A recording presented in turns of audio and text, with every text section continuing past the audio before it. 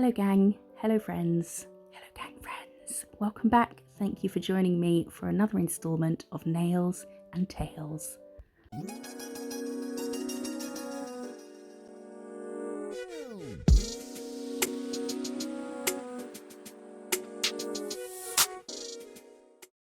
Before we start our Galaxy set today, we're going to take a look at the new Madame Glam collection. It's called the Labor Luxe collection and it's stunning, and you can get 30% off using the link in the description and the code MISSJO30. Always have a look in the description for lots of codes and discounts for nail places. This collection is available now. I believe it might be VIP early access, but that might just be because I'm a bit ahead. I'm in the future compared to those of you to the left of the map. So we're going to ogle at those and we'll swatch them. And then we'll get to our story of the day, which is chapter 2 from The Wind in the Willows. If you want to see the first chapter, I'll put a link to it in the description. However you want to watch, whether you want to watch and listen, or not watch but listen, or watch and put me on mute, I hope you enjoy the story. I just wanted a nice, calm, relaxing video. I've been struggling with anxiety and things recently, so calmness is key at the moment.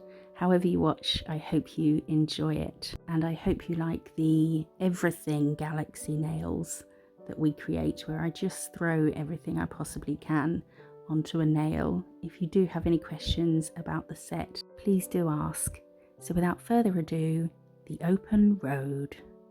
Ratty, said the mole suddenly, one bright summer morning, if you please, I want to ask you a favour. The rat was sitting on the riverbank singing a little song.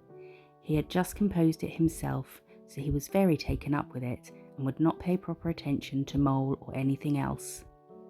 Since early morning he had been swimming in the river in company with his friends the ducks, and when the ducks stood on their heads suddenly, as ducks will, he would dive down and tickle their necks just under where their chins would be if ducks had chins, till they were forced to come to the surface again in a hurry, spluttering and angry and shaking their feathers at him, for it is impossible to say quite all you feel when your head is under water. At last they implored him to go away and attend to his own affairs and leave them to mind theirs. So the rat went away and sat on the riverbank in the sun, and he made up a song about them which he called Duck's Ditty. All along the backwater, through the rushes tall, ducks are a-dabbling, up tails all. Ducks' tails, drake tails, yellow feet a-quiver, yellow bills all out of sight, busy in the river. Slushy green undergrowth, where the roach swim, here we keep our larder, cool and full and dim.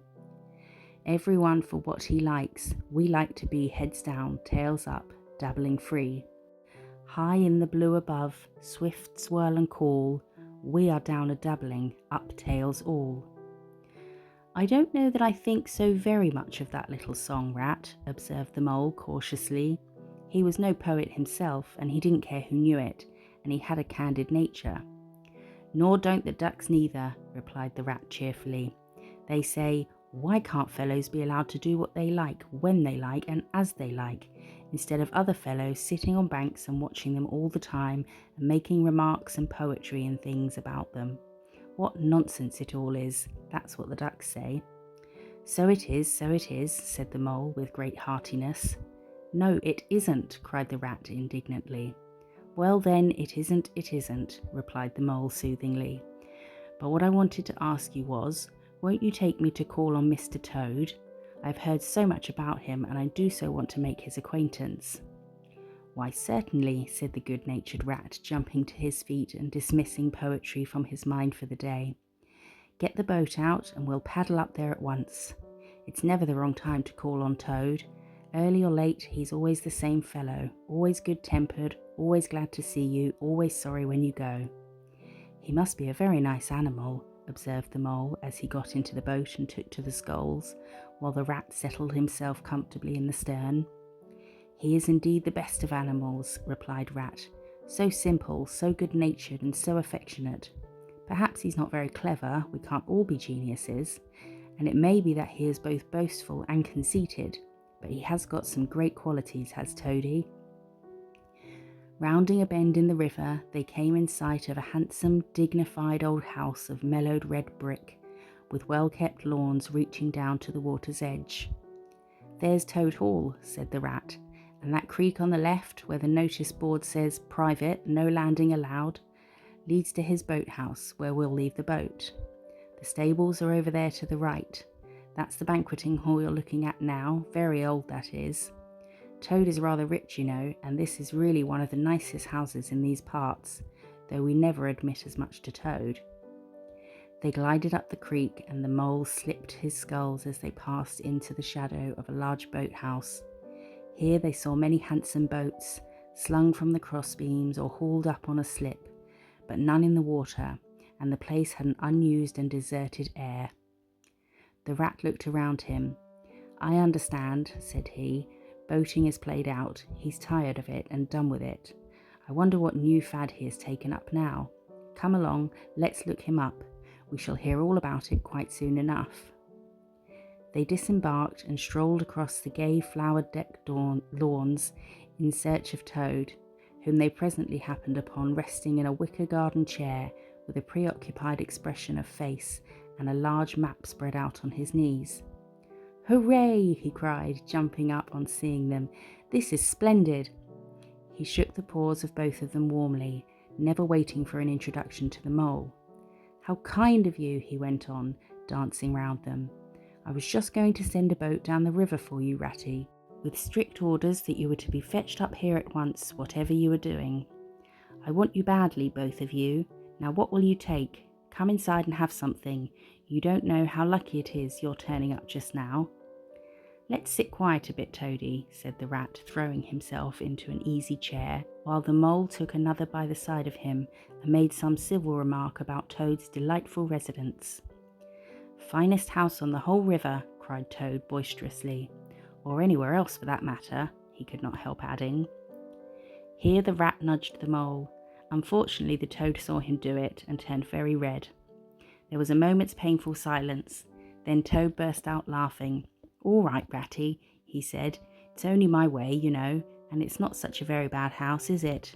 You know you rather like it yourself. Now, look here, let's be sensible. You are the very animals I wanted. You've got to help me. It's most important." "It's about your rowing, I suppose," said the Rat with an innocent air. "You're getting on fairly well, though you splash a good bit still. With a great deal of patience and any quantity of coaching, you may—" "Oh, pooh, boating," interrupted the Toad in great disgust. "Silly boyish amusement. I've given that up long ago. Sheer waste of time, that's what it is. It makes me downright sorry to see you fellows who ought to know better, spending all your energies in that aimless manner. No, I've discovered the real thing, the only genuine occupation for a lifetime. I propose to devote the remainder of mine to it, and can only regret the wasted years that lie behind me, squandered in trivialities. Come with me, dear Ratty, and your amiable friend also, if he will be so very good, just as far as the stable yard, and you shall see what you shall see." He led the way to the stable yard accordingly. The Rat followed with a most mistrustful expression, and there, drawn out of the coach house into the open, they saw a gypsy caravan, shining with newness, painted a canary yellow picked out with green, and red wheels. "There you are," cried the Toad, straddling and expanding himself. "There's real life for you, embodied in that little cart. The open road, the dusty highway, the heath, the common, the hedgerows, the rolling downs, camps, villages, towns, city, here today, up and off to somewhere else tomorrow. Travel, change, interest, excitement. The whole world before you, and a horizon that's always changing. And mind, this is the very finest cart of its sort that was ever built, without any exception. Come inside and look at the arrangements. Planned 'em all myself, I did." The Mole was tremendously interested and excited, and followed him eagerly up the steps and into the interior of the caravan. The Rat only snorted and thrust his hands deep into his pockets, remaining where he was. Do rats have pockets? Okay. It was indeed very compact and comfortable. little sleeping bunks, a little table that folded up against the wall, a cooking stove, lockers, bookshelves, a bird cage with a bird in it, and pots, pans, jugs and kettles of every size and variety. "All complete," said the toad triumphantly, pulling open a locker. "You see, biscuits, potted lobster, sardines, everything you can possibly want. Soda water here, baccy there, letter paper, bacon, jam, cards and dominoes you'll find," he continued as they descended the steps again. "You'll find that nothing whatever has been forgotten when we make our start this afternoon." "I beg your pardon," said the rat slowly as he chewed a straw, "but did I overhear you say something about we and start and this afternoon?" "Now, you dear good old ratty," said Toad imploringly, "don't begin talking that stiff and sniffy sort of way, because you know you've got to come. I can't possibly manage without you, so please consider it settled and don't argue. It's the one thing I can't stand. You surely don't mean to stick to your dull, fusty old river all your life and just live in a hole in a bank and boat? I want to show you the world. I'm going to make an animal of you, my boy." "I don't care," said the rat doggedly. "I'm not coming, and that's flat. And I am going to stick to my old river and live in a hole and boat as I've always done. And what's more, Mole's going to stick with me and do as I do, aren't you, Mole?" "Of course I am," said the Mole loyally.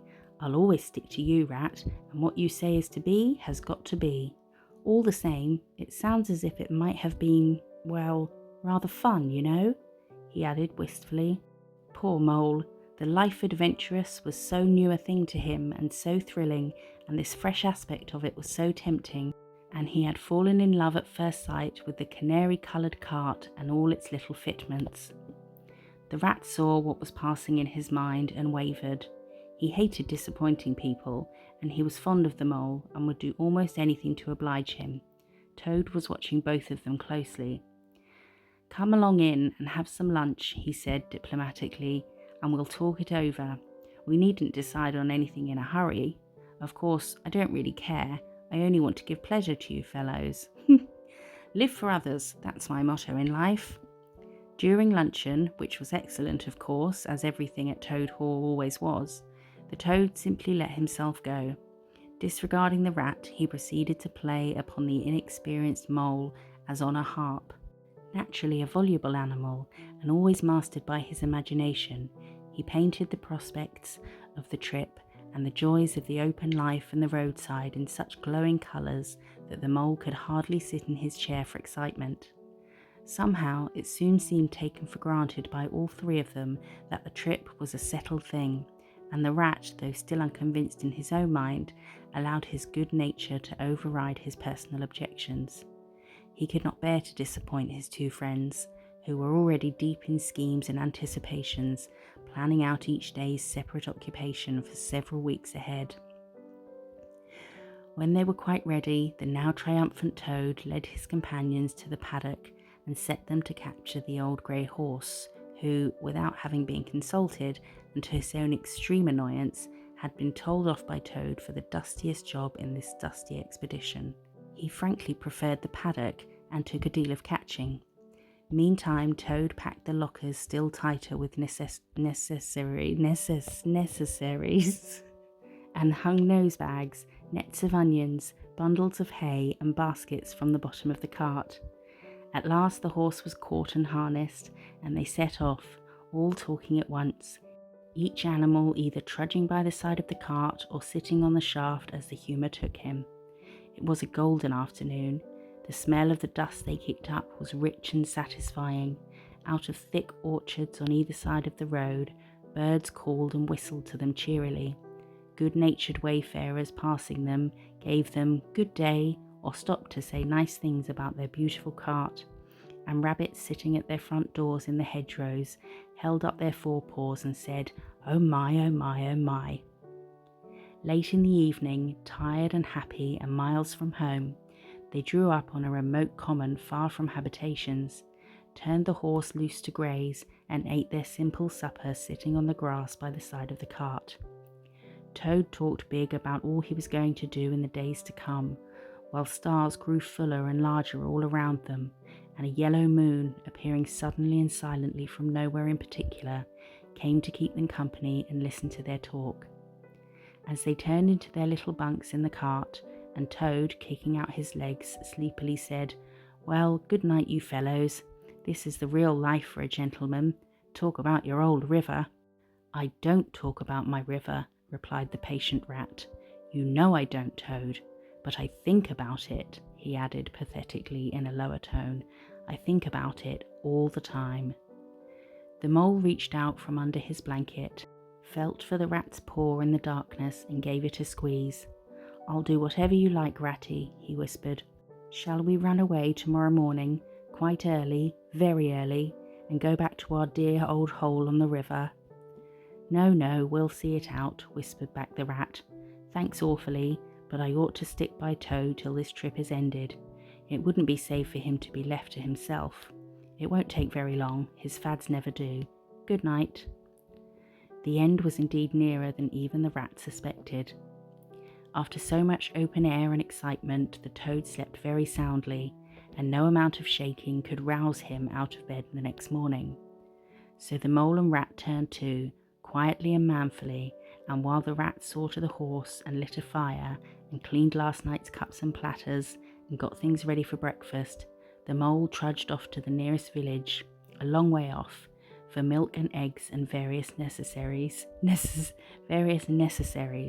the Toad had, of course, forgotten to provide. The hard work had all been done, and the two animals were resting, thoroughly exhausted, by the time Toad appeared on the scene, fresh and gay.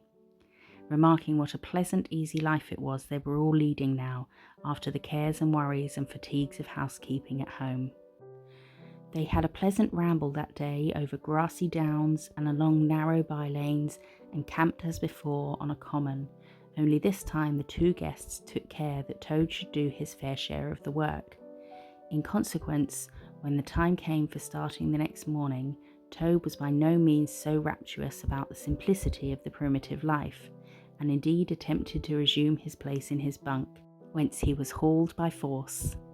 Their way lay, as before, across country by narrow lanes, and it was not till the afternoon that they came out on the high road, their first high road, and their disaster, fleet and unforeseen, sprang out on them, disaster momentous indeed to their expedition, but simply overwhelming in its effect on the after career of Toad. They were strolling along the high road easily, the mole by the horse's head, talking to him, since the horse had complained that he was being frightfully left out of it, and nobody considered him in the least. The Toad and the water rat walking behind the cart, talking together, at least Toad was talking, and Rat was saying at intervals, "Yes, precisely," and "What did you say to him?" and thinking all the time of something very different, when far behind them they heard a faint warning hum, like the drone of a distant bee. Glancing back, they saw a small cloud of dust, with a dark centre of energy, advancing on them at incredible speed, while from out the dust a faint "poop poop" wailed like an uneasy animal in pain. Hardly regarding it, they turned to resume their conversation, when in an instant, as it seemed, the peaceful scene was changed, and with a blast of wind and a whirl of sound that made them jump for the nearest ditch, it was on them. The poop poop rang with a brazen shout in their ears. They had a moment's glimpse of an interior of glittering plate glass and rich morocco, and the magnificent motor car, immense, breath-snatching, passionate, with its pilot tense and hugging his wheel, possessed all earth and air for the fraction of a second, flung an enveloping cloud of dust that blinded and enwrapped them utterly, and then dwindled to a speck in the far distance, changed back into a droning bee once more. The old grey horse, dreaming as he plodded along of his quiet paddock, in a new raw situation such as this, simply abandoned himself to his natural emotions, rearing, plunging, backing steadily, in spite of all the mole's efforts at his head, and all the mole's lively language directed at his better feelings. He drove the cart backwards towards the deep ditch at the side of the road. It wavered an instant, then there was a heart-rending crash, and the canary-coloured cart, their pride and joy, lay on its side in the ditch, an irredeemable wreck. The rat danced up and down in the road, simply transported with passion. "You villains," he shouted, shaking both fists. "You scoundrels, you highwaymen, you road hogs. I'll have the law of you, I'll report you, I'll take you through all the courts." His homesickness had quite slipped away from him, and for the moment he was the skipper of the canary-coloured vessel, driven on a shoal by the reckless jockeying of rival mariners, and he was trying to recollect all the fine and biting things he used to say to masters of steam launches when their wash, as they drove too near to the bank, used to flood his parlour carpet at home.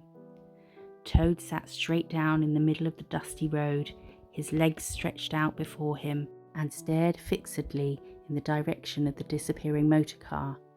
He breathed short, his face wore a placid, satisfied expression, and at intervals he faintly murmured, "Poop, poop." The mole was busy trying to quiet the horse, which he succeeded in doing after a time.